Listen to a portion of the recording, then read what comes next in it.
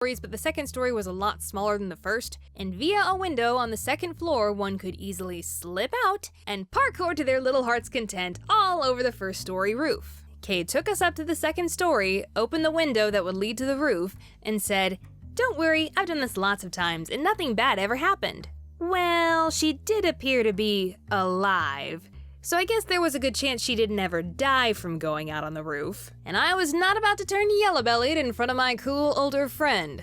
So I followed her outside onto the roof, and just as we both made it out, she said, "See, it's all fine, just as long as we don't close the window."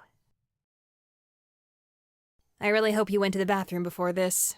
Turns out, the window locked automatically whenever it was closed, and no amount of us trying was getting it to budge. Now, modern innovation would make this a non-problem because everybody and their grandmother has cell phones that might as well be implanted into our hands. But back then, you didn't get a cell phone until you were like a teenager, if you were lucky, and whatever phone you did get was just that, a phone, not a mini computer with access to a literal world of distractions and activities. So even if I did have a phone back then, chances are I wouldn't be carrying it on me anyways. So that meant we were stuck on a roof with no one else around. I vote you jump. If your legs aren't broken, go back in the house and open the window. Neither of us were going to jump. First off, it would have been stupid. Secondly, her house was on a hillside with lots of jagged rocks. So if you jumped, you weren't just going to fall 12 feet. You were going to hit and then tumble down a steep rocky hill. So, you know, might get a boo-boo. There were trees around us, but none of them were close enough for us to climb down. And if my childhood bully friend Jocko taught me anything, it's that twigs have a weight-bearing limit. Our next option? Scream! Kay's parents were working on a house over a mile away, so all we two middle school girls had to do was create the same level of decibels as a rock concert in order to just barely be heard at that distance. Yeah. Surprise, surprise, 10 minutes of screaming didn't do anything. It just made us a little hoarse.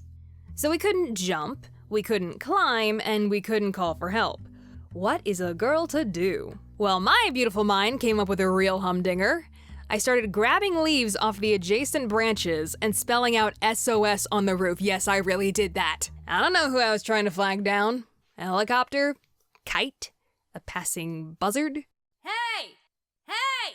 We're about to be dead soon, so you might as well stick around. Ah, come on now, it could totally be worse. Nope. I will not be resorting to this Hollywood cliche of a joke. It was actually a nice day, but thank goodness it didn't happen in the middle of Texas summer. We definitely would have looked like SpongeBob and Patrick in Shell City by the end of it. We were stuck up there for 2 hours. But thankfully her parents weren't away that long. Must have been quite a sight to come home to. Hello, Mr. and Mrs. K's parents. I see you've made short work of that suspicious tarp.